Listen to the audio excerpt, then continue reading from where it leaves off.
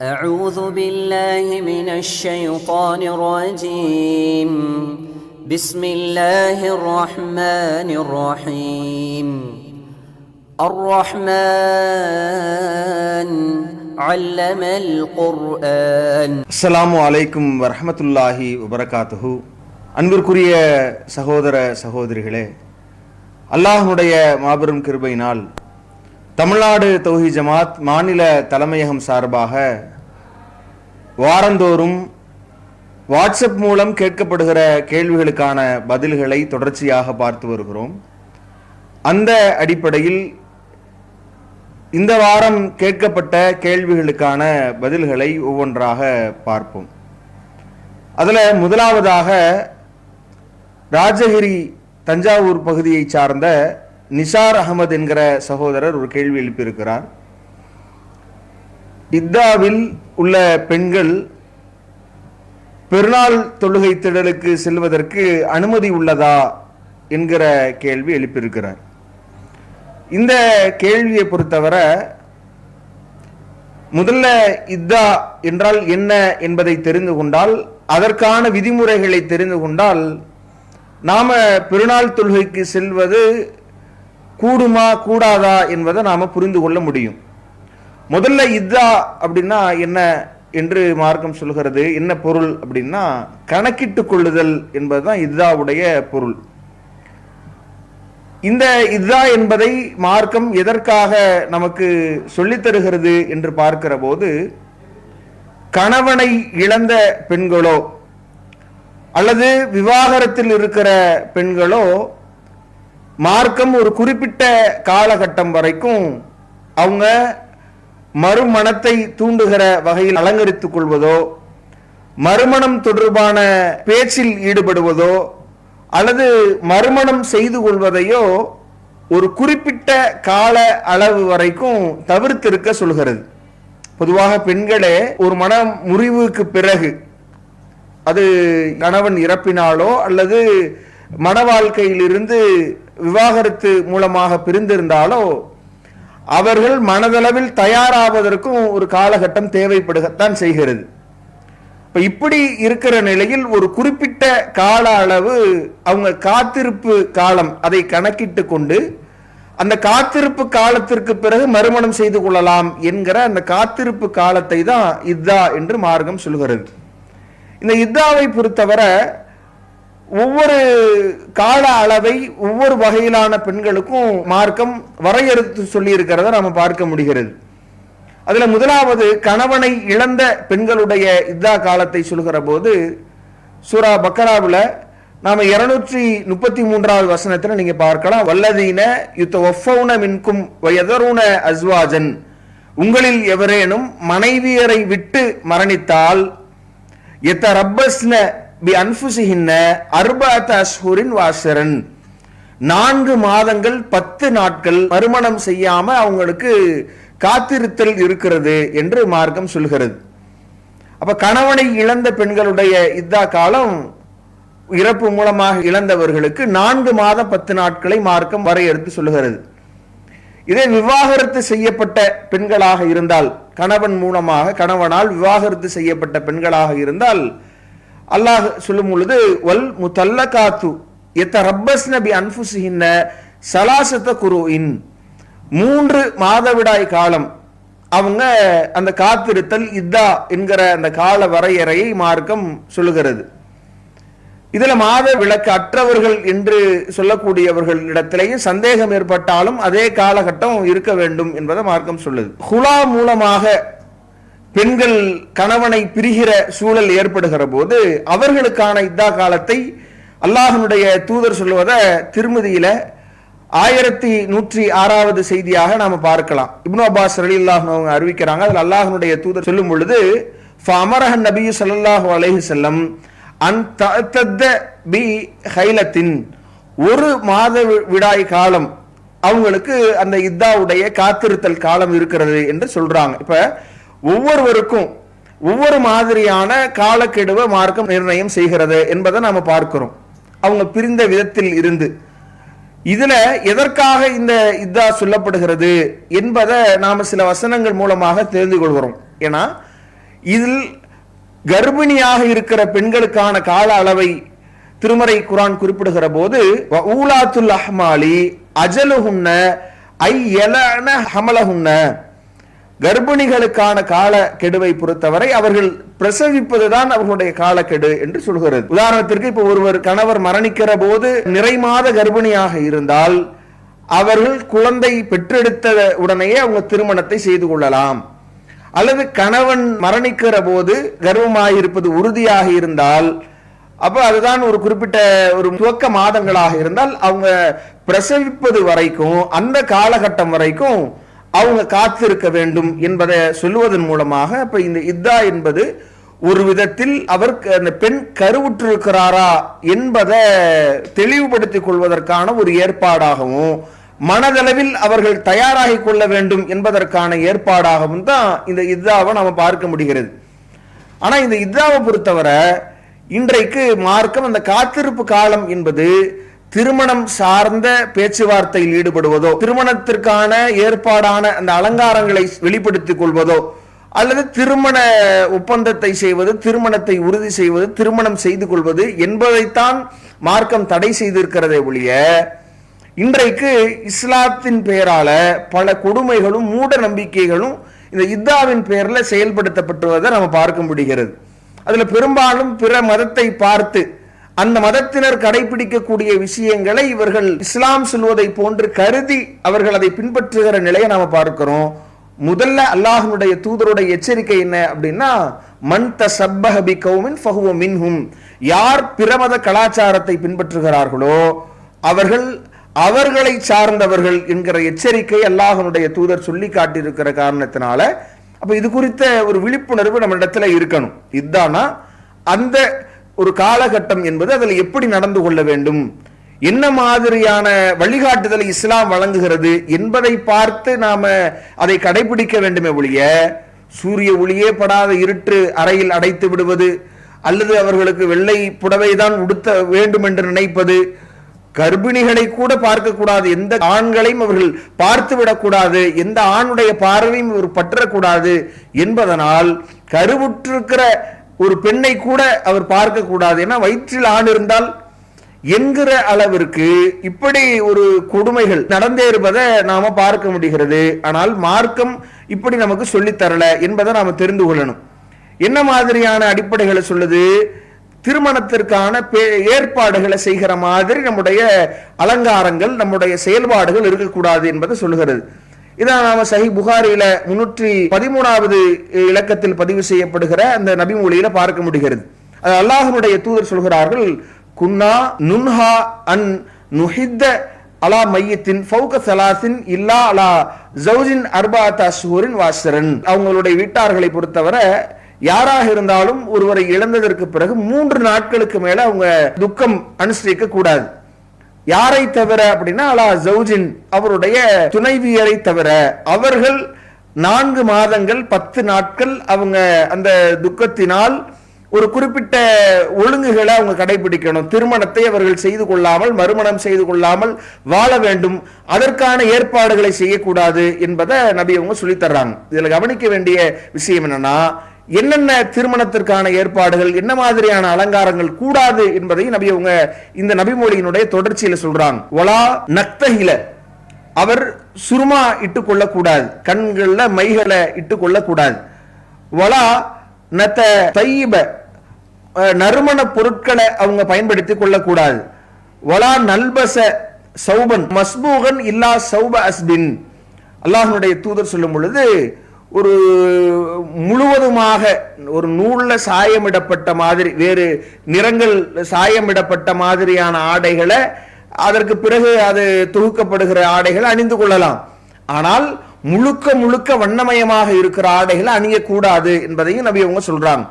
அப்ப இவங்க வெள்ளை புடவை அணிந்து கொள்ளணும், இப்படித்தான் காலம் முழுக்க அப்படின்ற தடைகள் இல்லை. குறிப்பிட்ட காலகட்டமும் பளிச்சென்று ஒரே மாதிரியான அந்த நிறம், ஒரே நிறத்தினால் நிறைந்திருக்கிற மாதிரி இல்லாம வெள்ளையும் மற்ற நிறங்களும் கலந்திருக்கிற மாதிரியான எந்த ஆடைகளும் நாம அணிந்து கொள்ளலாம் என்கிற அனுமதியை அல்லாஹ்வுடைய தூதர் வழங்குவதை நாம பார்க்கிறோம்.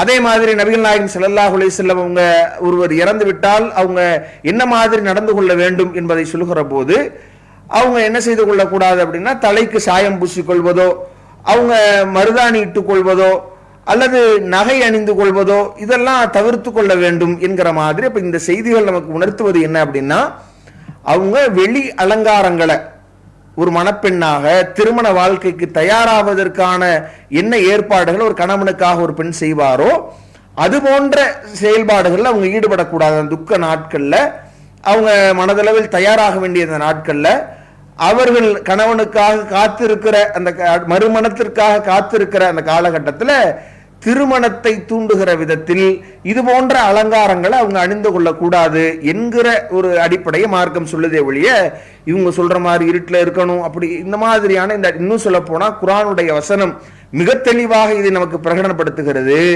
அல்லாஹ் சொல்லுகிறான், வலா ஜுனாஹ அலைக்கும் ஃபீமா அர்ரல்தும் பிஹி மின் ஹித்பத்தி நிசாயி. நீங்க அந்த காத்திருப்பு காலகட்டத்தில் பெண்களை திருமணம் செய்து கொள்ள வேண்டும் என்று எண்ணிக்கொள்வதோ, அல்லது நீங்க அதை அக்னன்தும் ஃபி அன்ஃபுசிக்கும் அதை நீங்க மனதில் எண்ணிக்கொள்வதோ அல்லது ஜாடை மாடையாக நீங்கள் அதை பேசிக்கொள்வதோ உங்கள் மீது குற்றம் இல்லை என்று அல்லாஹ் சொல்றான். அப்ப அறவே ஆண்களை பார்க்க கூடாது, அறவே ஆண்களிடத்தில் பேசிவிடக் கூடாது என்கிற நிலையெல்லாம் இல்லாம தேவை ஏற்பட்டால் இஸ்லாம் சொல்கிற ஒழுங்குமுறைகளோடு அந்த ஆடை முறைகளோடு அந்த ஒழுக்கங்களோடு தனிமை சந்திப்பு போன்ற மார்க்கம் தடை செய்திருக்கிற சூழல்களை தவிர்த்து ஒரு பெண் இயங்கலாம், ஒரு ஆணிடத்தில் பேசலாம். திருமணத்தை உறுதி செய்வதோ அல்லது திருமண ஒப்பந்தங்களை செய்து கொள்வதோ திருமணம் செய்து கொள்வதோ தடையை ஒழிய, ஜாடை மாடையாக அந்த பெண்ணிடத்தில் திருமணம் குறித்து பேசுவதோ அல்லது அந்த பெண்ணை திருமணம் செய்து கொள்ள வேண்டும் என்கிற எண்ணம் கொள்வது கூட தவறில்லை என்று மார்க்கம் சொல்லுகிற அந்த விஷயத்தை நாம் பார்க்க முடிகிறது. ஆனாலும் மார்க்கம் அதுல என்ன சொல்லுது, நீங்க என்ன சொல்லிவிடக் கூடாது, நல்ல வார்த்தைகளை சொல்லலாமே ஒழிய திருமணம் செய்கிற முடிவுக்கு நீங்கள் வந்துவிடக் கூடாது என்பதையும் அந்த வசனம் சூரா பக்கராவுல 235வது வசனத்தில் நமக்கு தெளிவுபடுத்தி இருப்பதை நாம பார்க்க முடிகிறது. இதுல நாம கவனிக்க வேண்டிய விஷயம் என்ன அப்படின்னா, அல்லாஹ்வுடைய தூதர் ஸல்லல்லாஹு அலைஹி வஸல்லம் அவர்கள் இந்த காலகட்டத்தில் நாம ஒரு பெண் எப்படி நடந்து கொள்ள வேண்டும் என்று சொல்லி காட்டுகிற போது அந்த பெண்களை பொறுத்தவரை அவங்க தங்களுடைய அலங்காரங்களை வெளிப்படுத்திக் கொள்ள கூடாது என்பதையும், திருமண ஒப்பந்தத்தை செய்து கொள்வதோ திருமணம் செய்து கொள்வதுதான் தடை என்பதை தெளிவாக பார்க்கிறோம்.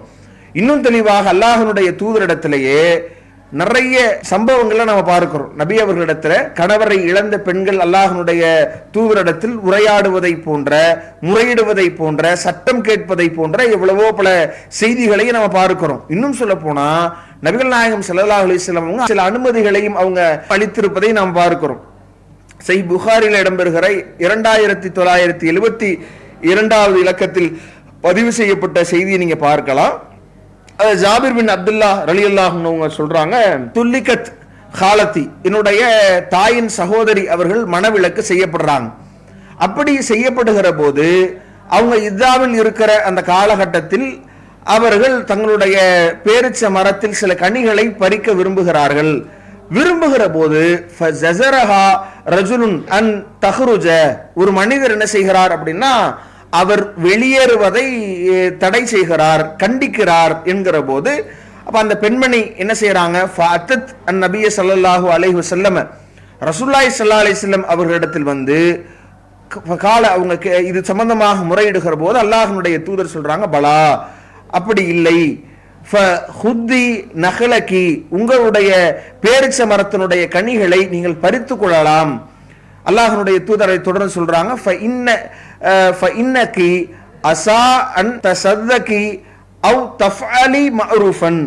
நீங்கள் அதனால் கிடைக்கிற வருமானத்தை வைத்து தர்மம் செய்ய கூடும், பல நன்மையான காரியங்களில் நீங்கள் ஈடுபடக்கூடும் என்பதனால் நீங்க தாராளமாக வெளியேறி அந்த பேரிச்ச மரத்தில் இருக்கிற பழங்களை நீங்கள் அதை பயன்படுத்திக் கொள்ளலாம், அதை தர்மம் செய்யலாம், நன்மையாக மாற்றிக்கொள்கிற வகையில நீங்க அதை பயன்படுத்திக் கொள்ளலாம் என்கிற அடிப்படையை ரசூலுல்லாஹ் சொல்றாங்க. இது சஹீஹ் முஸ்லிம்ல 2972வது இலக்கத்தில் பதிவு செய்யப்பட்ட நபிமொழி. அப்ப நாம இந்த செய்தி நமக்கு என்ன சொல்லுது, என்ன அடிப்படையை சொல்லுகிறது அப்படின்னு நீங்க பார்த்தீங்க அப்படின்னா, இவங்க அந்த கணவரை இழந்து அந்த இத்தாவுடைய அந்த காலகட்டத்தில் அவங்க இருக்கும் பொழுதுதான் ஒரு மனிதர் இது தடை என்பதை அவங்க வெளியேறக்கூடாது, அவங்க தேவையற்று திரியக்கூடாது. இந்த இத்தாவுடைய காலகட்டத்தை அவர் தவறாக புரிந்து கொள்கிறார், அப்ப தடை விதிக்கிறார். ஆனா அவர் அது தடை இல்லை என்பதை உணர்ந்ததனால் அல்லாஹ்வுடைய தூதரிடத்துல வர்றாங்க. வரும்போதே ரசூலுல்லாஹ் தடுக்கல, ஏன் வர்றீங்க, எப்படி நீங்க வெளியேறலாம், யார் மூலமாவதாவது நீங்க கேட்டு விட்டுருக்கணும் என்பதை அல்லாஹ்வுடைய தூதர் தடை விதிக்கல. முதல்ல அவங்க கேள்வி கேட்க அனுமதிக்கிறாங்க. அதுலயே நாம தெளிவாகிறோம், ஒரு பெண் ஒரு தேவைக்கு ஏற்ப வெளியேறலாம் என்பதை. அல்லாஹ்வுடைய தூதரிடத்தில் அவங்க கேட்கிற அனுமதிக்கும் ரசூலுல்லாஹ் என்ன செய்யறாங்க, தாராளமாக நீங்க செய்து கொள்ளலாம், பறித்து கொள்ளலாம். ஏன்னா அதன் மூலமாக பறித்து நீங்கள் பயன்படுத்திக் கொள்ளலாம் என்பதை தாண்டி அல்லாஹ்வுடைய தூதர் என்ன செய்யறாங்கன்னா, அடுத்த கட்டம் அதை நீங்க சதக்கா செய்ய நேரிடலாம், நன்மைகளாக அதை மாற்றிக்கொள்ள முடியும். அதனால அதை அல்லாஹ்வுடைய தூதர் அந்த சூழல் கருதி அனுமதிக்கிறாங்க. அப்படின்னா அப்ப பறிப்பது மட்டும் இல்லாம தர்மம் செய்கிற வகையில் நாம் செயல்படுவதையும், நாம ஒரு தகுந்த காரணம் இருந்தால் வெளியேறி மற்ற நம்முடைய அலுவல்களை செய்து கொள்ளலாம் என்கிற அடிப்படையில் இது சொல்லும் பொழுது நாம முடங்கி இருக்கணும், எதையும் செய்யக்கூடாது என்கிற மாதிரியான பார்வை இதுல விலகி போவதை நாம பார்க்கிறோம்.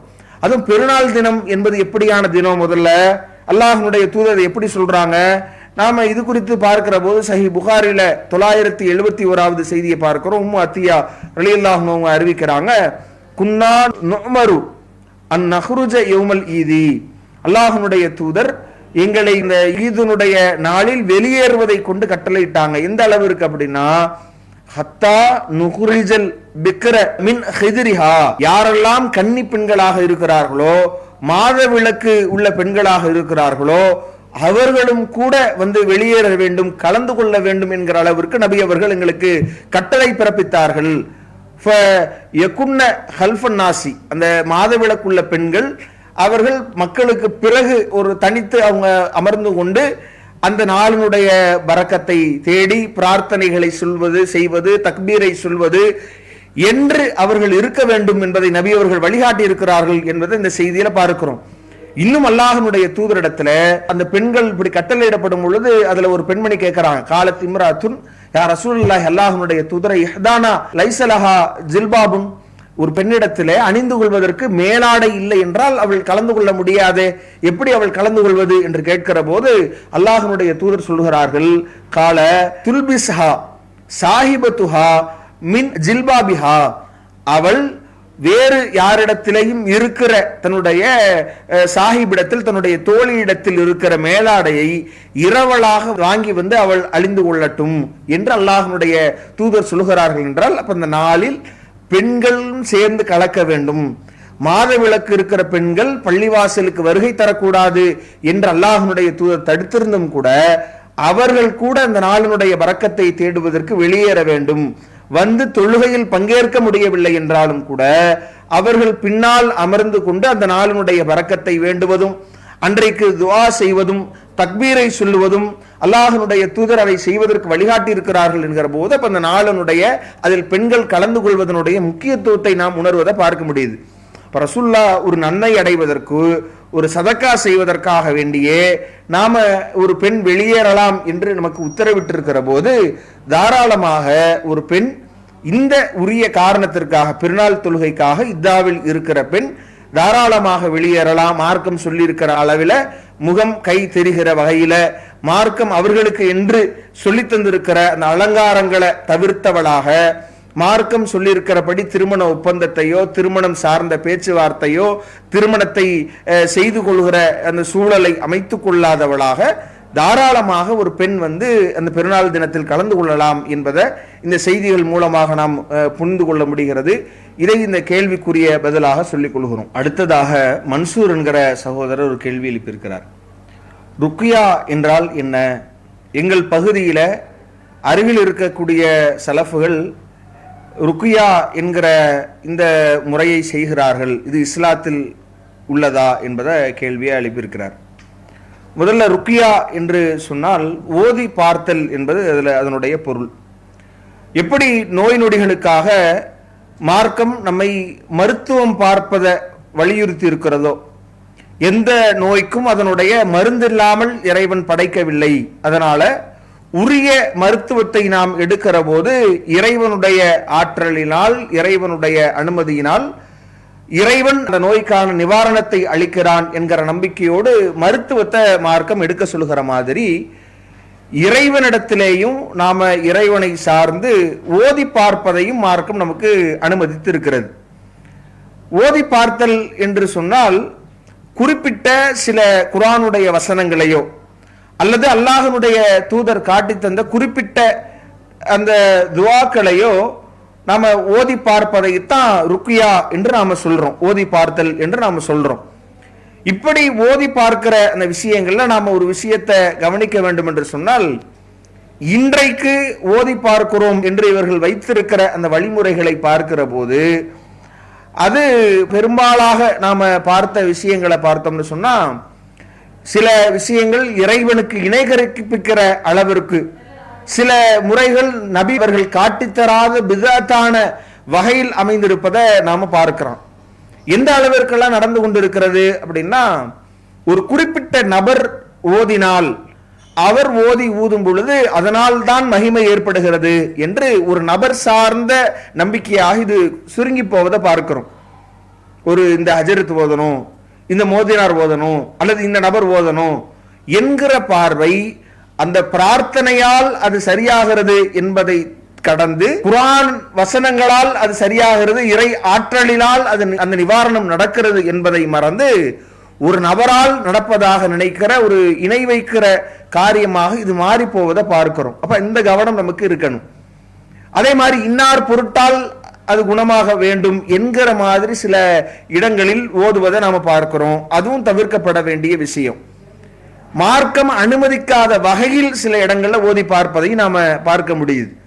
தண்ணீர்ல ஓதி ஊதுவது, கயிறுல ஓதி முடிந்து அதை கட்டி விடுவது, தண்ணீர வசனங்களை எழுதி அதை கரைத்து குடிக்க சொல்வது, இது மாதிரியான விஷயங்கள் அறவே மார்க்கம் காட்டித்தராத வகை என்பதை தாண்டி இந்த நம்பிக்கை வேறு விதமாக இஸ்லாம் நமக்கு எதை எதிர்த்து இதை கூடாது என்று சொல்லுகிறதோ அந்த பாதைக்கு அழைத்து செல்கிற வகையில் அமைந்திருக்கிறதையும் நாம கவனத்தில் கொள்ள வேண்டும். அப்ப நாம நபி அவர்கள் காட்டி தந்த அடிப்படையில் நாம அந்த ஓதி பார்த்தலை அமைக்க வேண்டும் என்பதை நாம முதலாக நம்ம தெரிந்து கொள்ள வேண்டிய விஷயம் இதுதான். இப்ப எப்படி நபி அவங்க நமக்கு வழிகாட்டி இருக்கிறாங்க, இந்த ஓதி பார்த்தல் ருக்கியா என்பதை நபி அவங்க நமக்கு எப்படி சொல்லி தந்திருக்கிறாங்க என்பதை நாம பார்த்தோம்னா, முதல் வகை நோயாளி தனக்கு நோய் ஏற்படுகிற போது தானே ஓதிக்கொள்கிற முறையை நபி அவங்க சொல்லி தர்றாங்க. சில வாசகங்களை சொல்லி, சில துவாக்களை சொல்லி நபி அவர்கள் வழிகாட்டி இருப்பதை நாம பார்க்கிறோம். இதை சஹி முஸ்லீம்ல 4430வது இலக்கத்தில் பதிவு செய்யப்பட்ட உஸ்மான் பின் அபில் ஆஸ் அஸ்-ஸகஃபி என்கிற நபித்தோழர் அறிவிக்கிறார். இப்ப அவர் சொல்கிறார், அன்னஹு சகா இலா ரசூலுல்லாஹி ஸல்லல்லாஹு அலைஹி வஸல்லம் வஜஅன் யஜிதுஹு ஃபி ஜஸதி முந்து அஸ்லம. நான் இஸ்லாத்தை தழுவியது முதல் எனது உடலில் ஏற்பட்டிருக்கிற வழி தொடர்பாக அல்லாஹ்வுடைய தூதரிடத்தில் நான் முறையிட்டேன். அல்லாஹ்வுடைய தூதர் ஃபகால லஹு ரசூலுல்லாஹி ஸல்லல்லாஹு அலைஹி வஸல்லம், ரசூலுல்லாஹி ஸல்லல்லாஹு அலைஹி வஸல்லம் அவங்க சொன்னாங்க, ல யதக அலல்லதி தஅல்லம மின் ஜஸதிக, உனது உடலில் வலியுள்ள இடத்தில் உன்னுடைய கையை வைத்து வகுல் பிஸ்மில்லா, நீ பிஸ்மில்லா என்று சொல், தலாசன் 3 தடவை சொல்.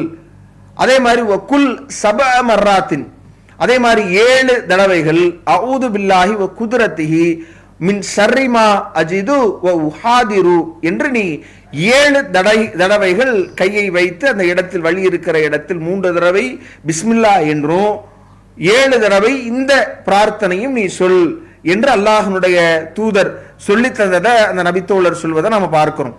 அப்ப நமக்கு உடல் வலியோ அல்லது பாதிப்போ ஏற்படும் பொழுது நாம அந்த பகுதியில கையை வைத்து இந்த பிரார்த்தனைகளை இந்த முறைகளில் ஓதிக்கொள்ளலாம் என்பதை நாம தெளிவுபட தெரிந்து கொள்கிறோம். சில நேரங்களில் அந்த நோய்வாய்ப்பட்டவரால் ஓத முடியாத நிலையில் இருக்கலாம், அல்லது அவர் ஓத தெரியாதவராக இருக்கலாம். இந்த மாதிரியான சூழ்நிலைகளில் வேறு நபர்களும் இது மாதிரியான பிரார்த்தனைகளை ஓதிவிடலாம் என்கிற வகையிலையும் ரசூலுல்லாஹி ஸல்லல்லாஹு அலைஹி வஸல்லம் அவங்க சில பிரார்த்தனைகளையும் சில நடைமுறைகளையும் நமக்கு சொல்லித் தர்றாங்க. புகாரில் இடம்பெற்றிருக்கிற 5743வது இலக்கத்தில் பதிவு செய்யப்பட்ட நபிமொழியை நீங்க பார்க்கலாம். நபி ஸல்லல்லாஹு அலைஹி வஸல்லம் கான யுஅவ்விது பஅத அஹ்லிஹி, நபி ஸல்லல்லாஹு அலைஹி வஸல்லம் அவர்களுடைய மனைவியர்களில் ஒருவருக்கு நோய்வாய்ப்படுகிறது.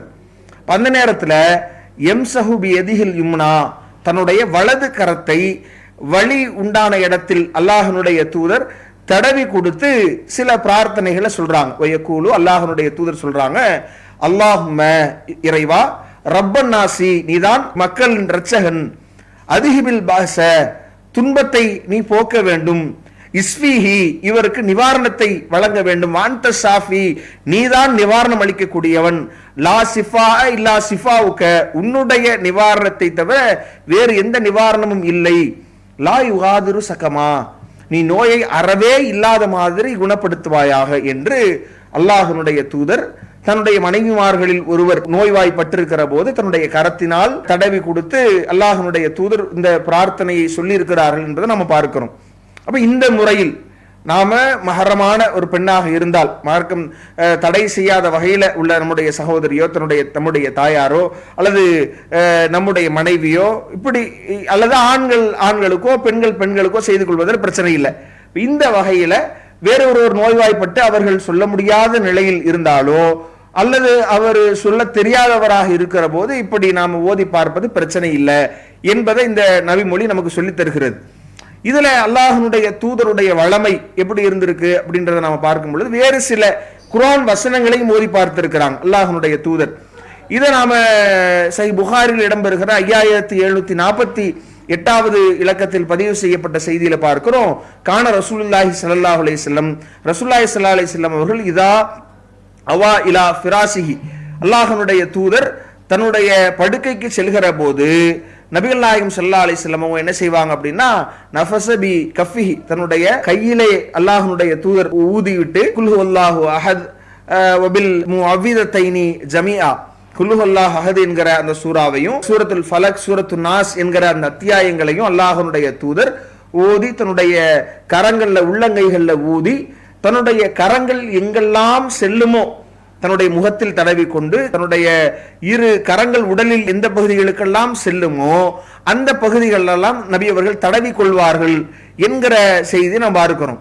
இப்படி செய்கிற அல்லாஹ்வுடைய தூதர் நோயுற்றிருக்கிற போது, காலத் ஆயிஷா ரலியல்லாஹு அன்ஹா அவங்க சொல்றாங்க, பலமஸ்தகா, அல்லாஹ்வுடைய தூதர் நோய்வாய்ப்பட்டிருக்கிற போது, கான யமுருனி ஐயஃபஅல ذلك பிஹி, அல்லாஹ்வுடைய தூதர் அதை செய்து விடும்படி என்னை பணிப்பார்கள், என்ன நபி அவர்கள் ஏவுவார்கள் என்று சொல்றாங்க.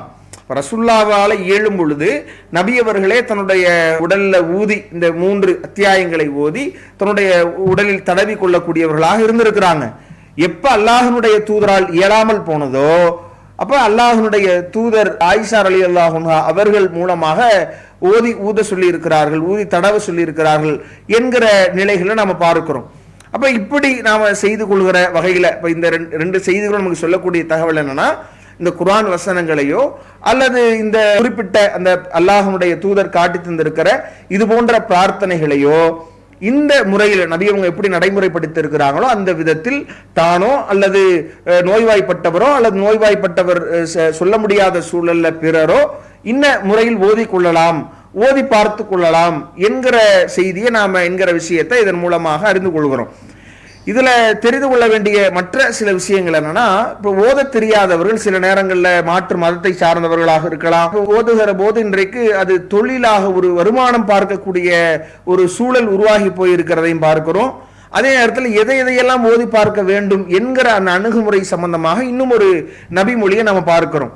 சஹீஹ் புகாரில் இடம்பெறுகிற 2276வது இலக்கத்தில் பதிவு செய்யப்பட்ட அந்த நபிமொழியை நாம பார்க்க முடியுது.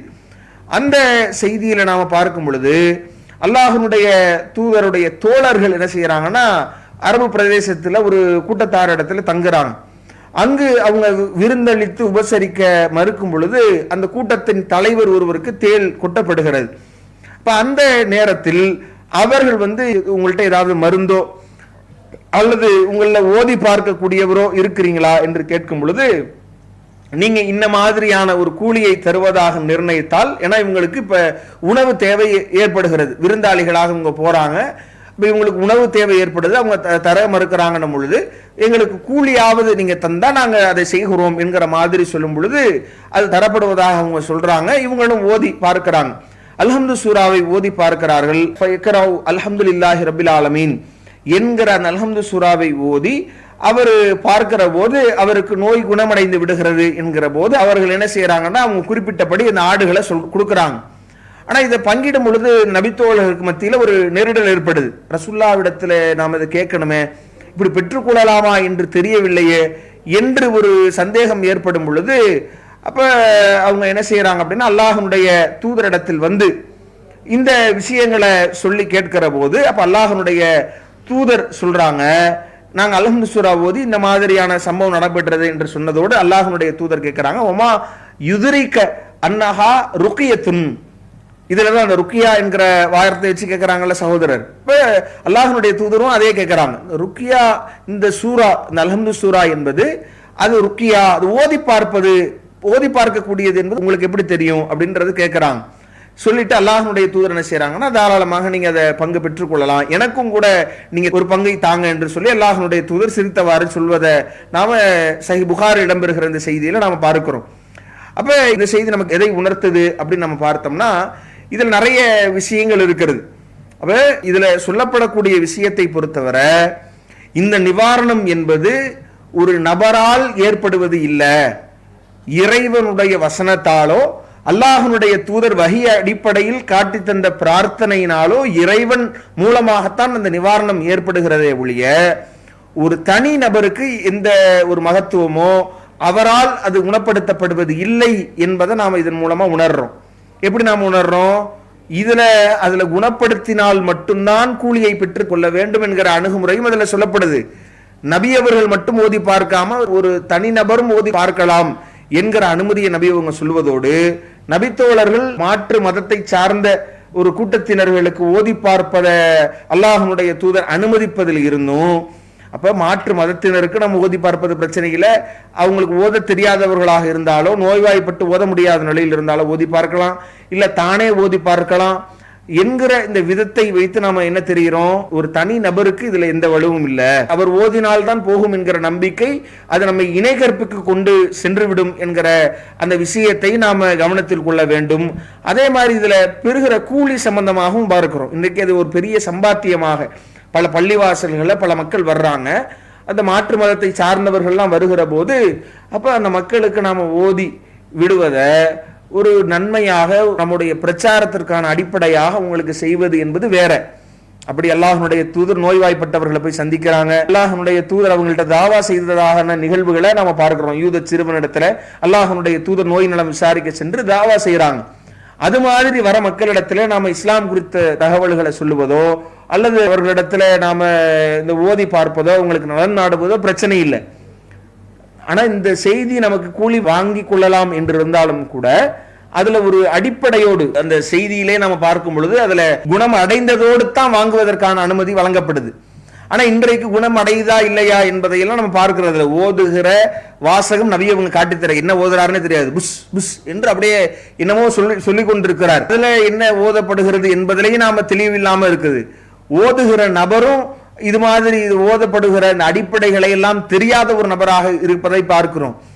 அதுல ஓதப்பட்ட உடனே ஒரு கூலியை வாங்குவது என்பது இது மார்க் அடிப்படையில் எந்த விதத்திலையும் இது சரியானதில்லை என்பதை நாம தெளிவுபடுத்திக் கொள்ள வேண்டும். இது அல்லாம அந்த முறைகளும் மாற்றி இன்றைக்கு பார்த்தோம்னா தண்ணீர்ல ஓதி குடிக்கிறது, இப்படி சில நபிமொழிகள் இதற்கான காட்டக்கூடிய இப்னு மாஜாவில் இடம்பெறுகிற 3523வது இலக்கத்தில் பதிவு செய்யப்பட்ட செய்திகளை ஆதாரமா காட்டுறாங்க.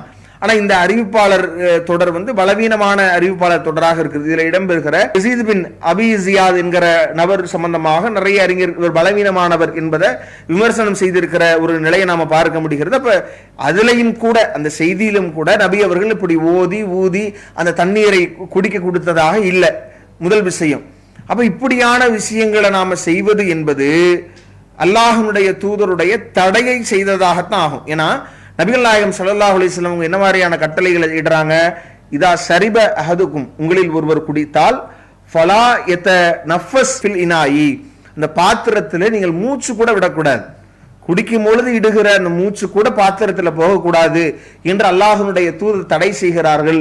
அந்த ஒழுங்கை பேண வேண்டும் என்று சொல்லுகிறார்கள் என்றால் போய் இன்னைக்கு போய் உட்கார்ந்து இவர் பல்லே விளக்காத இவர், தூய்மை பேணாத ஒருவர், தூய்மையே பேணினாலும் நபி அவங்களுடைய இந்த நபிமொழியின் அடிப்படையில் அவர் ஊதக்கூடாது என்கிற போது தண்ணீர்ல ஊதி அதை குடிக்க கொடுப்பது என்பது அது நாம ஊதி நாமளே குடிக்க கூடாது என்கிற மார்க்க தடை இருக்கும் பொழுது வேறொருவர் ஊதின ஒன்றை நாம குடிப்பது என்பது அது மார்க்க அடிப்படையில் அறவே கூடாத செயல்.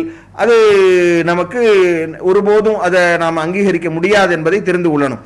அதே மாதிரி கயிற்றுல ஊதி முடிப்பது, அதுல குர்ஆன் வசனத்தை ஓதி முடித்து அனுமதிக்கிற மாதிரி கருது, இதெல்லாம் மார்க்கும் நேரடியாக இந்த மாதிரி கயிறுகளை அல்லது குப்பிகளை வைத்து தாவீஸ்களை அணிந்து கொள்வது, அதுல இன்னும் சாயத்துகளை அதுல தொங்க விட்டுக் கொள்கிற இந்த நடைமுறைகளுக்கு இஸ்லாம் எதிரானது என்பதை நம்ம பார்க்கிறோம். நபிகள் நாயகம் ஸல்லல்லாஹு அலைஹி வஸல்லம் அவங்க இதை எந்த அளவிற்கு எச்சரிக்கை செய்யறாங்க, மன் அல்லக்க தமீமத்தன் ஃபக்கத் அஷ்ரக, யார் இது போன்ற இந்த தாயத்துகளை தொங்க விடுறாங்களோ, ஒரு குறிப்பிட்ட கயிறுக்கோ ஒரு தகடுக்கோ ஒரு எழுத்துக்கோ ஒரு முடிச்சுக்கோ நன்மை இருப்பதாக நினைக்கிறார்களோ அவர் இணை கற்பித்து விட்டார் என்கிற ஒரு அடிப்படையை நபி அவங்க சொல்லி இருக்கிறதுனால இதுல நமக்கு ஒரு பேணுதல் இருக்க வேண்டும். இன்னும் வேறு என்னென்ன மாதிரியாக இப்படியானது ஓதி பார்த்தல் என்பது தவறான வழியில் செல்கிறது என்று நாம் பார்த்தோம்னு சொன்னா, சலாத்து நாரியா என்கிற நபி அவர்கள் காட்டித்தராத ஒரு சலாத்தை இவங்களா சலாத்துன்னு ரசூலுல்லாஹ் ஒன்றை காட்டித்தராங்க தொழுகையில ஓதுவதற்கு. பாங்கு சத்தம்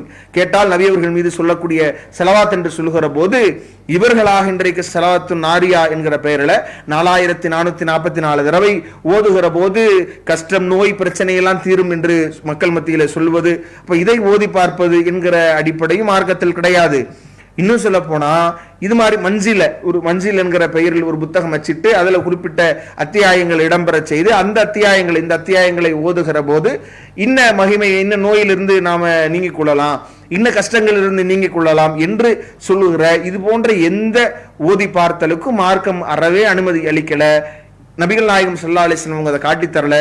நபியவர்கள் காட்டி தந்த பிரார்த்தனையோ அல்லது குறிப்பிட்ட நபியவர்கள் ஓதி பார்த்த அந்த குர்ஆன் வசனங்களையோ நாம எந்த இணை கற்பிப்பு என்கிற நிலைக்கும் சென்று விடாமல், எந்த புதுமையையும் பிதாத்தையும் அதில் புகுத்தி விடாமல் நபியவர்கள் காட்டி தந்த அடிப்படையில் நாம் அதை ஓதி இறைவனிடத்தில் ஆழ்ந்த நம்பிக்கையோடு நாம அந்த நோய் குணமாக தேடுவதை மார்க்கம் அனுமதிக்கிறதே ஒழிய, அதோடு நாம மருத்துவம் பார்ப்பதையும் வலியுறுத்துகிறதே ஒழிய, இப்படி இவர்கள் சொல்லுவதை போன்று இன்ன மாதிரியான விஷயங்களை நாம் இதுல ஓதி பார்த்தல்ல, நாம் அறவே தவிர்த்து கொள்ள வேண்டும், இதை கவனித்துக் கொள்ள வேண்டும் என்பதை இந்த கேள்விக்குரிய பதிலாக சொல்லிக் கொள்கிறோம். அடுத்ததாக ராஜகிரியை சார்ந்த ஹமீத் என்கிற ஒரு சகோதரர் ஒரு கேள்வி எழுப்பியிருக்கிறார்.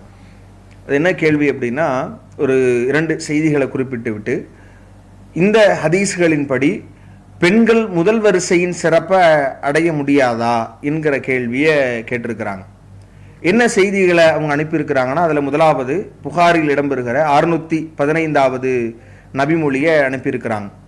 அதில் அபூ ஹுரைரா ரலியல்லாஹு அன்ஹு அறிவிக்கிறாங்க, அன்ன ரசூலுல்லாஹி ஸல்லல்லாஹு அலைஹி வஸல்லம் அவங்க சொல்றாங்க, லவ் யஅலமு நாசு, மக்கள் அறிந்தால் மாஃபி நிதாயி வ சஃபில் அவ்வல், பாங்கு சொல்வதனுடைய நன்மையையும் முதலாவது சஃபில் பங்கேற்கிற அந்த நன்மையும் மக்கள் அறிந்து கொண்டால், சும்ம லம் யஜிது இல்லா ஐ யஸ்தஹிமு அலைஹி லஸ்தஹமு, அவர்கள் சீட்டுக்குலுக்கி போடுவதை தவிர வேறு வழி இல்லை என்கிற அளவிற்கு சீட்டுக்குலுக்கி போடுகிற அளவிற்கு சென்று விடுவார்கள் என்பதை அல்லாஹ்வுடைய தூதர் சொல்லி தர்றாங்க.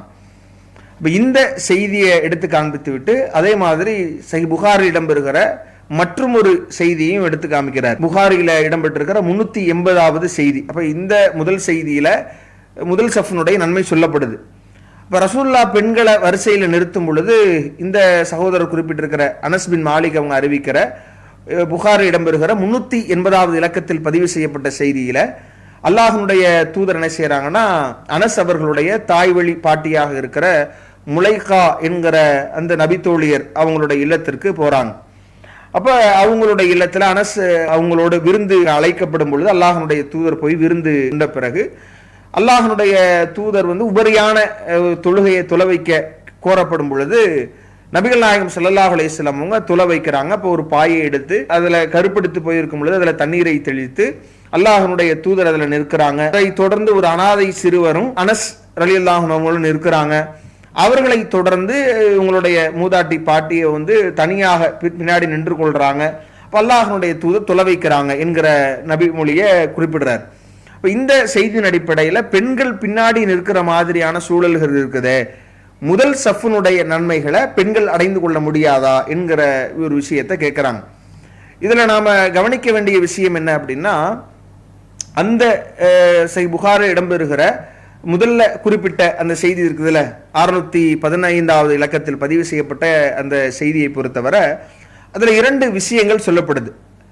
அல்லாஹ்வுடைய தூதர் சொல்லும் பொழுது மக்கள் நிதா அந்த பாங்கு சொல்வதனுடைய நன்மையையோ அல்லது முதல் சஃபில் வந்து கலந்து கொள்வதனுடைய நன்மையை அறிந்தால் சீட்டு குலுக்கி போடும் அளவிற்கு, போட்டியிட்டுக் கொள்கிற அளவிற்கு ஒரு சலசலப்பு ஏற்படும். ஏன்னா அவ்வளவு நன்மை அதுல இருக்கு என்று ரசூலுல்லாஹ் சொல்றாங்க. இந்த செய்தியை நாம் எப்படி புரிந்து கொள்வது அப்படின்னா, முதல்ல இது ஆண்களுக்கான செய்தி என்பதை நாம முதல்ல புரிந்து கொள்ளணும். இது எப்படி நாம புரிந்து கொள்ள முடியுது அப்படின்னா, அல்லாஹ்வுடைய தூதர் ஆண்கள் தொழுகைக்கு பள்ளிவாசலுக்கு வருவது குறித்து நமக்கு சொல்லி காட்டுகிற போது சஹீஹ் புகாரில இடம்பெறுகிற 477வது இலக்கத்தில் நீங்க பார்க்கலாம். அதில் அல்லாஹ்வுடைய தூதர் நமக்கு சொல்லும் பொழுது, சலாத்துல் ஜமாத்தினுடைய தொழுகை என்பது தஸீது அலா சலாத்திஹி ஃபி பைத்திஹி வ சலாத்திஹி ஃபி சூக்கிஹி 25 தரஜா. ஒருவர் தன்னுடைய இல்லத்திலேயோ அல்லது தன்னுடைய அந்த கடை வீதிகளிலேயோ அவர் தன்னுடைய கடை தெருவிலேயோ தொழுவதை விட பள்ளிவாசலில் ஜமாத்தோடு தொழுவது என்பது அவருக்கு 25 மடங்கு, வேறு சில செய்திகள்ல 27 மடங்கு, 27 நன்மைகள் இல்ல 27 மடங்கு நன்மையை பெற்றுத்தரும் என்பதை நபி அவங்க சொல்றாங்க. அப்ப ஒரு ஆண்களை பொறுத்தவரை அவங்களுக்கு வந்து பள்ளிவாசலில் தொழுவதை மார்க்கம் வலியுறுத்துது. அவங்க வந்து கடை வீதியில் அவங்க தொழக்கூடாது, வீடுகளில் தொழக்கூடாது, ஜமாத்தோடு தான் அந்த கடமையான தொழுகைகளை அவங்க பக்கத்தில் இருக்கிற பள்ளிவாசல்களில் தான் பாங்கு சத்தம் கேட்கிற அளவில் பள்ளிவாசல் இருந்தால் அந்த பள்ளிவாசல்களில் வந்து தான் அவர் வந்து தொழுகணும் என்கிற அடிப்படையை மார்க்கம் சொல்லுது. பள்ளிவாசலுக்கு வராமல் வீட்டில் இருப்பவர்களை நபி அவங்க எச்சரிக்கையும் செய்யறாங்க. யார் பாங்கு சொல்லப்பட்டு இகாமத் சொல்லப்பட்டு அதற்கான ஆள் நியமிக்கப்பட்டு பள்ளிவாசலுக்கு வருகை தராமல் இருக்கிறாங்களோ அவங்களுடைய வீடுகளை கொளுத்த நான் எண்ணினேன் என்று அல்லாஹ்வுடைய தூதர் சொல்றாங்க. இப்ப பள்ளிவாசல்ல ஆண்கள் வந்து தொழுவதை நபி அவங்க வலியுறுத்துறாங்க. அதுல நன்மையை சொல்லி இருக்கிறாங்க, இன்னும் நிறைய நன்மைகளையும் சொல்றாங்க. இப்ப இன் அஹதுக்கும் இதா தவல்ல அஹ்சன, ஒரு அழகான முறையில ஒழு செய்து அத்தல் மஸ்ஜித, அவர் பள்ளிவாசலுக்கு வராரு, லா யுரீது இல்ல சலாத், தொழுகை தவிர வேறு எந்த நோக்கமும் அவருக்கு இல்லை. அப்ப இப்படி இருக்கும் பொழுது அல்லாஹ் என்ன செய்யணும், இல்லா ரஃபாஹுல்லாஹு பிஹா தரஜதன், அவருக்கு அல்லாஹ் வந்து தரஜாவை உயர்த்துறான். ஹத்த அன்ஹு ஹத்தியத்தன், அவருக்கு அல்லாஹ் ஒரு தீமையை மன்னிக்கிறான். ஹத்தா எதுகுலுல் மஸ்ஜித், அவர் பள்ளிவாசலுக்குள் நுழைஞ்சு இந்த காரியங்கள்ல அவர் ஈடுபடுகிற அந்த காலகட்டம் வரைக்கும் இந்த மாதிரியான நன்மைகள் அவர் பெறுகிறார் என்று நபி அவங்க சொல்லுவதாக இருக்கட்டும். அதே மாதிரி பள்ளிவாசலோடு தொடர்பில் கொண்டிருக்கிறவருக்கு நாளை மறுமையில அரிசின் நிழல் கிடைக்கும் என்கிற மாதிரியான அந்த செய்திகள் எல்லாம் நம்ம வைத்து பார்க்கும் பொழுது இது ஆண்களுக்காக சொல்லித்தரப்பட்டிருக்கிறது என்பதை நம்ம புரிய முடியுது. எப்படி புரிய முடியுது அப்படின்னா, பெண்களுக்கு ரசூலுல்லாஹ் சொல்லி தந்திருக்கிற அந்த வழிமுறை என்னன்னா, ஆண்கள் எப்படி பள்ளிவாசலில் தொழுவது சிறப்பு என்று சொன்னார்களோ, கடை வீதியை விட வீட்டை விட பள்ளிவாசலில் தொழுவதுதான் சிறந்தது என்று நபி அவங்க சொல்றாங்களோ, அதுபோல பெண்களுக்கு அல்லாஹ்வுடைய தூதர் சொல்லும் பொழுது அல்லாஹ்வுடைய தூதரோடு தொழுவதை விரும்புகிற ஒரு சூழல் வருது. உம்மு ஹுமைத் என்கிற நபி தோழியர் 27090வது இலக்கத்தில் அஹமதில் இடம்பெறுகிற அந்த செய்தியில நீங்க பார்க்கலாம். அவங்க அல்லாஹ்வுடைய தூதரிடத்துல கேட்கிறாங்க, ஃபகாலத் யா ரசூலல்லாஹி, அல்லாஹ்வுடைய தூதரே, இன்னி உஹிப்பு ஸலாத்த மஅக், உங்களோடு நான் தொழுவதற்கு நான் விரும்புகிறேன் என்று சொல்லும் பொழுது அப்ப ரசூலுல்லாஹ் சொல்றாங்க, நீங்க எங்களோடு தொழுவதை விரும்புறீங்க, ஆனா நீங்க உங்களுக்கு சிறந்தது என்பது என்ன அப்படின்னா நீங்க உங்க வீடுகள்ல தொழுவதுதான். இன்னும் நபி அவங்க சொல்லும் பொழுது ஸலாத்துக ஃபி ஹுஜ்ரத்திக கைரு மின் ஸலாத்திக ஃபி தாரிக், உங்க வீடுகளில் தொழுவதை விட உள்ள அறைகளில் நீங்க தொழுவது என்பது உங்களுக்கு சிறந்தது. ஒ ஸலாத்துக ஃபி தாரிக கைருல் லக மின் ஸலாத்திக ஃபில் மஸ்ஜிதி கௌமிக், உங்களுடைய தொழுகைய நீங்க உங்களுடைய பள்ளிவாசல், உங்களுடைய கூட்டத்தாருடைய பள்ளிவாசலில் தொழுவதை விட உங்களுடைய வீடுகளில் தொழுவதுதான் உங்களுக்கு சிறந்தது என்கிற விதத்தில் அல்லாஹ்வுடைய தூதர் வந்து அதை அப்படியே சிறப்பை கூட்டிக்கிட்டே நபி அவங்க போறாங்க. அப்ப இதுல நபி அவங்க சொல்லக்கூடிய அடிப்படை என்ன அப்படின்னா, பெண்களை பொறுத்தவரை அவங்க தன்னுடைய வீடுகளில் தொழுவதுதான் சிறப்பு வாய்ந்தது. பள்ளிவாசல்ல தொழுவதை விட தன்னுடைய வீடுகளில் அவர்கள் தொழுக நினைப்பதுதான் அது அவர்களுக்கு ஒரு சிறப்பு என்பதை நபிகள் நாயகம் ஸல்லல்லாஹு அலைஹி வஸல்லம் அவங்க சொல்லித் தருவதை பார்க்கிறோம். அதே மாதிரி அல்லாஹ்வுடைய தூதர் ஆனாலும் கூட பள்ளிவாசலுக்கு வருகை தடுத்தாங்க என்கிற மாதிரி அல்லாஹ்வுடைய தூதர் சொல்லல. இதை நாம எப்படி பார்க்கிறோம்? அபுதாபுல இடம்பெறுகிற அந்த நபி மொழியில நாம இந்த செய்தியை பார்க்கிறோம். அல்லாஹ்வுடைய தூதர் சொல்றாங்க, கால ரசூலுல்லாஹி ஸல்லல்லாஹு அலைஹி வஸல்லம் லா தம்னஉ நிசாஅக்குமுல் மசாஜித, பள்ளிவாசலுக்கு உங்கள் பெண்கள் செல்வதை நீங்கள் தடுக்காதீர்கள். வயூத்துஹுன்ன கைருல் லஹுன்ன, ஆனால் அவர்கள் வீடுகள் தான் அவர்களுக்கு சிறந்தது என்பதை நபி அவங்க சொல்றாங்க. அப்ப அல்லாஹ்வுடைய தூதர் ஒருவர் பள்ளிவாசலில் தொழுவது என்பது அவருக்கு 27 மடங்கு கடை வீதியை விட தன்னுடைய மற்ற வீட்டில் தொழுவதை விட ஒரு ஆணுக்கு சிறந்தது என்று சொன்ன அல்லாஹ்வுடைய தூதர் அதுல பல நன்மைகளை குறித்து நபி அவர்கள் சொல்லி இருக்கிற போது பெண்களை பொறுத்தவரை பள்ளிவாசலில் தொழுவதை விட வீட்டில் தொழுவதுதான் சிறந்தது என்று சொல்றாங்க. ஆனாலும் கூட அல்லாஹ்வுடைய தூதர் என்ன செய்யறாங்கன்னா, அதுக்குன்னு அவங்க தடுக்க கூடாது. அவங்க பள்ளிவாசலுக்கு வருகை, அவங்களுக்கு சூழல் இருக்கு, அவங்களுக்கு வசதி இருக்கு, அவங்க வரணும்னு விருப்பப்படுறாங்கன்னா அவங்க தாராளமாக தொழலாம் என்பதை நமக்கு மார்க்கம் சொல்லி இருக்கிறதே ஒழிய சிறந்ததாக அவங்க வீட்டில் தொழுவதைத்தான் சொல்லி இருக்கிறது என்கிற போது, இப்போ இதை நாம இரண்டையும் கவனத்தில் கொள்ளும் போது, நீங்க பெண்களை பொறுத்தவரை பள்ளிவாசல்ல தொழுவதற்கான அனுமதி இருந்தாலும் சிறந்தது இதுன்னு சொல்லப்படுது. ஆனா பெண்கள் ரசூலுல்லாஹ் காலத்திலேயே ஜும்மாவில் பங்கெடுத்தாங்க, ஃபஜர் தொழுகையில பங்கெடுத்தாங்க, அல்லாஹ்வுடைய தூதரோடு இரவு தொழுகையில பங்கெடுத்தாங்க. நபி அவர்கள் ஓதுகிற போது நபி உங்களுக்கு அந்த தொழுகையை விரைவாக முடிக்க வேண்டும் என்கிற எண்ணத்தை ஏற்படுத்துகிற விதத்தில் பெண்கள் சுமந்திருந்த குழந்தைகள் அந்த நிலையை ஏற்படுத்துறாங்க. அல்லாஹ்வுடைய தூதர் பெண்களுக்கு சில தனித்த உத்தரவுகளை இடுறாங்க. பெண்கள் இரவுல தொழுகையில கலந்து கொள்ளக்கூடிய பெண்கள் நறுமணம் பூசி வரக்கூடாது என்கிற விதிமுறையை சொல்றாங்க. அந்த பெண்களுடைய சஃப்புகள்ல அல்லாஹ்வுடைய தூதர் இந்த ஆணும் பெண்ணும் கலக்கிற மாதிரி ஒரு சூழலை ஏற்படுத்துகிற ஆணுடைய கடைசி சஃப்பு, பெண்ணுடைய அந்த முதல் சஃப நபி அவங்க பெண்ணுடைய முதல் சஃப்பு என்பது மோசமானது, அவளுடைய இறுதி சஃப்பு சிறந்தது என்கிற விதத்தில் நபி அவங்க சொல்கிற அடிப்படையில பெண்ணும் ஆணும் கலந்துடக்கூடாது என்கிற எச்சரிக்கை செய்திருக்கிற செய்திகளை பார்க்கிறோம். அதே மாதிரி ஜும்மாக்கள்ல கலந்து கொண்டு சூறாக்களை மனனம் செய்த பெண்களை பார்க்கிறோம். இப்படி ஏராளமான பல ஆதாரங்களின் அடிப்படையில் பெண்கள் வருகை தருவது மார்க்கத்தில் அனுமதிக்கப்பட்டது, கூடும் என்றாலும் கூட சிறந்தது என்பது அவங்க வீட்டில் தொழுவது என்கிற வழிமுறையை நாம பார்க்கிறோம். இந்த அடிப்படையில் பார்க்கும் பொழுது அப்ப இது பள்ளிவாசலுக்கு பங்கு பெறக்கூடியவர்கள் குறித்து தான் இந்த நபிமொழி பேசுகிறது என்பதையும் நம்ம பார்க்க முடியுது. அல்லாஹ்வுடைய தூதர் இதில் இணைத்து இந்த பாங்கு சொல்வதையும் பள்ளிவாசல்ல முதல்ல சஃப்ல கலந்து கொள்வதை இணைத்து பேசுவதிலிருந்து கூட நம்ம விளங்க முடியுது. எப்படி அல்லாஹ்வுடைய தூதர் சொல்றாங்க, பாங்கு பெண்கள் சொல்ல முடியுமா? அவங்க சொல்ல முடியாது. பள்ளிவாசலுக்கு அழைப்பு விடுப்பதை பொறுத்தவரை ஒரு ஆண், நபிகள் நாயகம் ஸல்லல்லாஹு அலைஹி வஸல்லம் அவங்க தொழுகைக்கு ஆணுக்கு தொழ வைப்பது, அதே மாதிரி குத்துபா நிகழ்த்துவது, பாங்கு சொல்வது, இப்படியான அந்த விஷயங்கள் அல்லாஹ்வுடைய தூதர் ஆண்கள் தான் செய்யணும் என்கிற பெண்களுக்கு சில ஒழுங்குகள், சில அவங்களுக்கு சலுகைகள், அவங்களுக்கான பல சிறப்புகளை மார்க்கம் சொல்லுவதை போன்று ஆண்களுக்கு சில சிறப்புகள், ஒழுங்குகளை நமக்கு மார்க்கம் சொல்லி தருகிற அடிப்படையில இந்த விஷயங்கள்ல ஆண்கள் முன்னிலையில இருக்கணும். அப்ப அவங்க தான் அவங்க உரிமை படைத்தவர்கள் என்கிற அடிப்படையில் ஆண்கள் குறித்து தான் அவங்க இந்த பாங்கு சொல்வதற்கு முன்வரணும் என்பதை ஆர்வப்படுத்துவதற்கும் முதல் சஃப்ல பங்கெடுக்கணும், பள்ளிவாசல்ல தான் அவங்க தொழுகணும் என்பதை ஆர்வப்படுத்துவதற்கும் இந்த செய்தி சொல்லப்பட்டிருக்கு. அதற்கு நன்மை வழங்கப்படுவதாக சொல்லுகிறது. அப்ப நாம அது ஆண்களுக்குரிய ஒரு சிறப்பாகத்தான் இதை நாம பார்க்க வேண்டுமே ஒழிய, ஆனாலும் இப்போ ஒரு பெண்கள் வர்றாங்க அப்படின்னா அதை நாம தவறென்று தடுப்பதற்கு மார்க்க அடிப்படையில் தவறு இல்லை. தாராளமாக அவங்க தொழுவலாம். அவங்க முதல்ல நிற்கிறார்கள் என்றால் அவர்களுடைய அந்த அமல்கள் அல்லாஹ் பாழாக்கக்கூடியவன் இல்லை, அவங்களுக்கான நன்மைகளை அவங்க எண்ணத்திற்கு ஏற்ப அல்லாஹ் கூலி வழங்க இருக்கிறான் என்பதையும் நாம புரிந்து கொள்ள வேண்டும் என்பதை இந்த கேள்விக்குரிய பதிலாக சொல்லிக் கொள்கிறோம். அடுத்ததாக மன்சூர் என்கிற சகோதரர் இன்னொரு கேள்வி கேட்கிறாங்க. இந்த ருக்கியா ஓதி பார்த்தல் என்பதன் மூலம் ஜின்களை அகற்றி குணப்படுத்துவதாக சொல்றாங்களே, இது உண்மையா என்பதை கேட்கிறாங்க.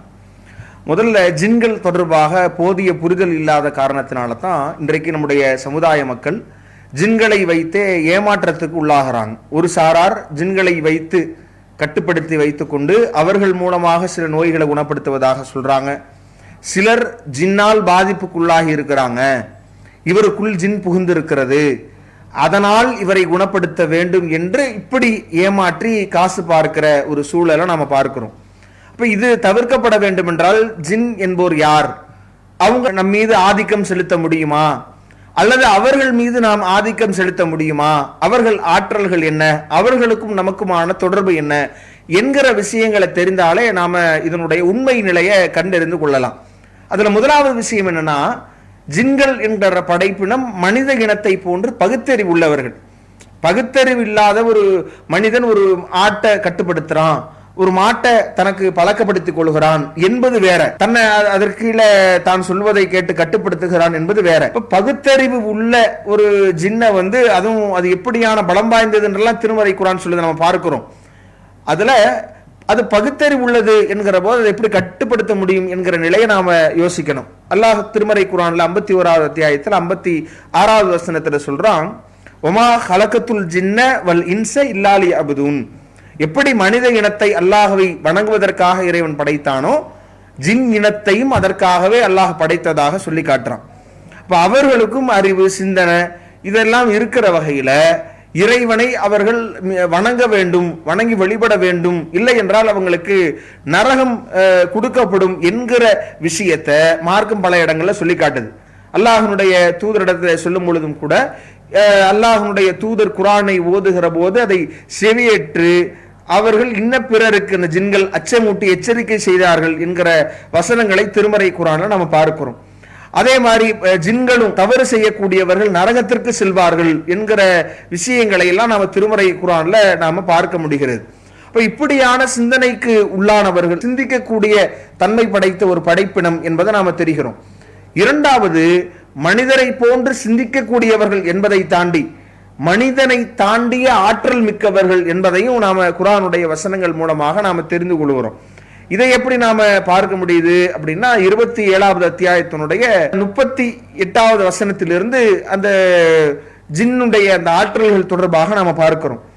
அதுல சுலைமான் அலைஹிஸ்ஸலாம் அவங்க அந்த ஜின் கூட்டத்தை அல்லாஹ் அவருக்கு ஒரு சிறப்பு ஆற்றலை, சிறப்பு தகுதியை அளித்திருந்தான். ஜின்களை கட்டுப்படுத்துகிற ஆற்றல் அவருக்கு மட்டும்தான் வழங்கப்பட்டிருந்துச்சு என்கிற நபிமொழிகளையும் கூட நம்ம பார்க்க முடியுது. அப்ப அவர் அந்த ஜின் இனங்களோடு தொடர்பு கொள்கிற போது அவங்க சொல்லக்கூடிய ஒரு விஷயம், ஒரு வேலை என்ன, பணி என்ன அப்படின்னா, யா ஐயுஹல் மலஉ ஐயுக்கும் யஅதீனி பி அர்சிஹா கபல ஐயத்தூனி முஸ்லிமீன். அப்ப அவங்க என்ன சொல்றாங்கன்னா, இவருக்கும் இன்னொரு சாராருக்கும் இன்னொரு நாட்டு அரசிக்கும் உள்ள அந்த பிரச்சனையை ஒட்டி அவர் கட்டுப்பட்டு நம்மிடத்தில் வருவதற்கு முன்பாகவே அவளது சிம்மாசனத்தை நீங்கள் என்னிடத்தில் கொண்டு வர வேண்டும். அப்படி யார் கொண்டு வருவார் என்று கேட்கிற போது சுலைமான் அலைஹிஸ்ஸலாம் அவர்களுக்கு பதில் சொல்லப்படுகிறது, கால இஃப்ரீத் மினல் ஜின், ஜின்னில் இருந்து உள்ள அந்த இஃப்ரீத் என்கிற அன ஆதிக பிஹி கபல அன் தகூம மின் மகாமிக்,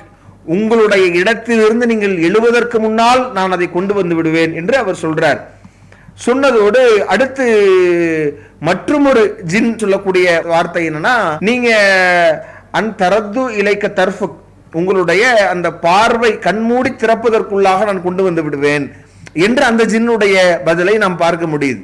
அப்ப இதுல நாம கவனிக்க வேண்டிய விஷயம் என்ன அப்படின்னா, இவ்வளவு கடுமையான ஆற்றல் படைத்தவர்கள் வானில் சென்று அல்லாஹ்வுடைய தூதருடைய வருகைக்கு முன்னால் அந்த ஜின் இனத்தை சார்ந்த சைத்தான்கள் அவங்க அந்த தகவலை வானளவிற்கு உயர்ந்து சென்று ஒட்டு கேட்க செல்வார்கள் என்கிற பல விஷயங்களை எல்லாம் நம்ம பார்க்கிறோம். இப்படி இவர்கள் இப்படியான பலமான ஆற்றல் படைத்த ஒரு படைப்பினம் என்பதை நாம இந்த செய்திகள் மூலமாக நாம தெரிந்து கொள்கிறோம் என்கிற போது, அப்ப இப்படியான ஒரு வலுவான நம்மை பலசாலியாக இருக்கக்கூடியவர்கள் எப்படி நாம கட்டுப்படுத்த முடியும்? இன்னும் சொல்ல போனா இன்ன பிற ஆதாரங்களின் வழியாக நாம பார்க்கிறோம். சுலைமான் அலைஹிஸ்ஸலாம் அவங்க இறைவனிடத்தில் வைக்கிற கோரிக்கை என்ன அப்படின்னா 38வது அத்தியாயத்துல 35வது வசனத்துல நாம பார்க்கிறோம். சொல்றாங்க, கால ரப்பி ஃபிர்லி, இறைவா என்னை மன்னித்து விடு, வஹபலி முல்கன் லா எம்பகி லி அஹதின் மின் பாதி, எனக்கு வழங்கப்பட்ட இந்த ஆட்சியை வேறு யாருக்கும் நீ கிடைக்காத அளவிற்கு எனக்கு நீ வழங்கணும் என்கிற பிரார்த்தனையை அவர் வைக்கிறார். இதை அல்லாஹ்வுடைய தூதர் என்ன செய்யறாங்கன்னா, இந்த ஜின் கட்டுப்படுத்துதல் என்பது சுலைமான் அலைஹிஸ்ஸலாம் அவர்களுக்கு மட்டும் வழங்கப்பட்ட ஆற்றல் என்பதை நபி அவர்களும் சொல்லி காட்டுவதை பார்க்கிறோம். சஹீஹ் புகாரியில் இடம்பெறுகிற 461வது இலக்கத்தில் பதிவு செய்யப்பட்ட செய்தியை நீங்க பார்க்கலாம். அல்லாஹ்வுடைய தூதர் ஒரு ஜின்ன நபி அவங்க தூதர் என்கிற அடிப்படையில் அந்த ஒரு ஜின் அல்லாஹ்வுடைய தூதர், அவர்கள் ஜின்னுக்குமான தூதர் என்கிற விதத்தில் நபியவங்க சில நேரங்கள்ல பார்க்கக்கூடிய வாய்ப்பை இறைவன் ஏற்படுத்தி தருவான். எந்த மாதிரினா, அல்லாஹ்வுடைய தூதர் என்ன செய்யறாங்க அப்படின்னா, ஒரு ஜின்ன பார்க்கிறாங்க, பள்ளிவாசனுடைய தூண்களில் ஒன்றை கட்டி வைக்க நினைக்கிற போது அப்ப அல்லாஹ்வுடைய தூதர் சுலைமான் அலைஹிஸ்ஸலாம் அவங்க கேட்ட பிரார்த்தனை ரசூலுல்லாவுக்கு நினைவுக்கு வந்தது, அதனால நான் அதை விட்டுட்டேன் என்று அல்லாஹ்வுடைய தூதர் சொல்கிற அந்த செய்தியை புகாரில 461வது இலக்கத்துல நம்ம பார்க்க முடியுது. அப்ப இப்படியாக சுலைமான் அலைஹிஸ்ஸலாம் அவர்களுக்கு மட்டும் கொடுக்கப்பட்ட ஆற்றல், அல்லாஹ்வுடைய தூதர் கூட அதை கட்டுப்படுத்த நினைக்காத, அதை கூடாது என்று நினைக்கிற போது ஒரு சாதாரண ஒரு மனிதரோ அல்லது நாம வேறு ஏதோ ஒரு நபருக்கு இந்த ஆற்றல் இருப்பது என்று கருதுவது எவ்வளவு பெரிய மோசமான விஷயம். யோசிச்சு பாருங்க. உண்மையாக நாம அதை பார்க்கும் பொழுது அவர்கள் நம்மை விட ஆற்றல் படைத்தவர்கள். அவர்களை கட்டுப்படுத்துகிற ஆற்றலை இறைவன் சுலைமான் அலைஹிஸ்ஸலாம் அவர்களுக்கு மட்டும்தான் வழங்கி இருக்கிறான் என்கிற போது நபி அவர்களுக்கு கூட வழங்கவில்லை என்று நாம தெளிவாக தெரியும் போது நாம இப்படி ஒருத்தர் கட்டுப்படுத்துவதாக அல்லது ஒரு ஜின்ன ஒரு மனிதனுக்கு உள்ள ஏறினதை நான் நீக்கிட்டேன், அதை அடக்கிட்டேன் என்று சொல்லுவது எவ்வளவு தூரம் எப்படி அது உண்மையாக இருக்கும் என்பதை நாம் யோசிச்சு பார்க்கணும். இன்னும் சொல்ல போனா அவர்களை நாம பார்க்க முடியாத ஒழிய அவர்கள் நம்மை பார்க்கிற நிலையில் தான் அல்லாஹ் படைத்திருக்கிறதாக சொல்றான்.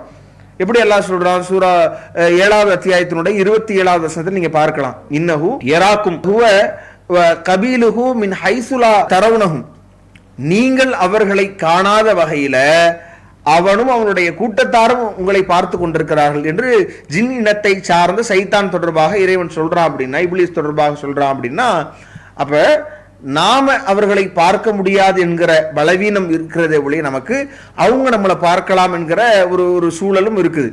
அப்ப இப்படி இறைவன் அந்த ஜின்கள் தொடர்பாக நமக்கு அறிமுகப்படுத்தும் பொழுது அந்த ஜின்கள் நம் மீது ஏதோ நம்மோடு அவங்களால அதிகபட்சமாக நம் மீது அல்லது வஸ்விசுஃபி சுதூரின்னாஸ் உள்ளத்தில் சில தீய எண்ணங்களை ஏற்படுத்த முடியுமே ஒழிய நமக்குள்ளாக வருவதோ நம் மீது ஆதிக்கம் செலுத்துவதோ நம்மை அவங்க ஆக்கிரமித்துக் கொள்வதோ நம் உடல் அவங்க மேலாடுவதோ இதெல்லாம் மார்க்க அடிப்படையில் இந்த நம்பிக்கைகளுக்கு எந்த அடிப்படை ஆதாரங்களும் இல்லை. அப்ப இது குறித்த நாம தெளிவு நம்ம இடத்துல இருக்கணும். இப்படி ஏமாற்றப்படாமல் இருக்க வேண்டும் என்றால் இப்ப ஜின்கள்னா இப்படியான ஒரு இனம், அவங்க நெருப்பால் படைக்கப்பட்ட ஒரு இனம், அவங்க பகுத்தறிவு சிந்திக்கிற ஆற்றல் படைத்த ஒரு இனம், அவங்களுக்கும் சொர்க்கம் நரகம் என்பது இருக்கிறது, அவங்களுக்கும் தூதர் வருகை இருந்துச்சு, அல்லாஹ்வுடைய தூதருடைய அவர்கள் தான் அந்த ஜின் இனத்திற்கும் அறிவுரை சொல்வதற்கு அனுப்பப்பட்டார்கள், அந்த ஜின் இனத்தை சுலைமான் அலைஹிஸ்ஸலாம் அவங்களுக்கு மட்டும்தான் கட்டுப்படுத்தப்பட்டு இருந்தது, அவங்கள நாம பார்க்க முடியாது, அவங்க நம்மளை பார்ப்பாங்க, அவங்கள வேறு யாரும் கட்டுப்படுத்த முடியாது, நம்மை விட பலசாலிகள்.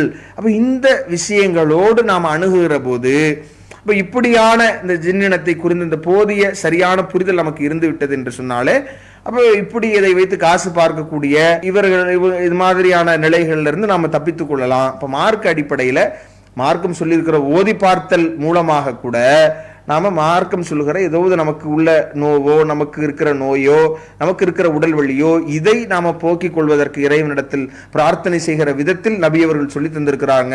அந்த குர்ஆன் வசனங்களை ஓதலாம், நம்ம நபி அவர்கள் சொல்லி தந்திருக்கிற அந்த துஆக்களை ஓதி நம்ம ஓதி பார்ப்பது அதை மார்க்கம் அனுமதித்திருக்கிறதே ஒழிய அதுவும் அதை மார்க்கம் சொல்லுகிற வரையறைக்குட்பட்டு அது இருக்கணும்.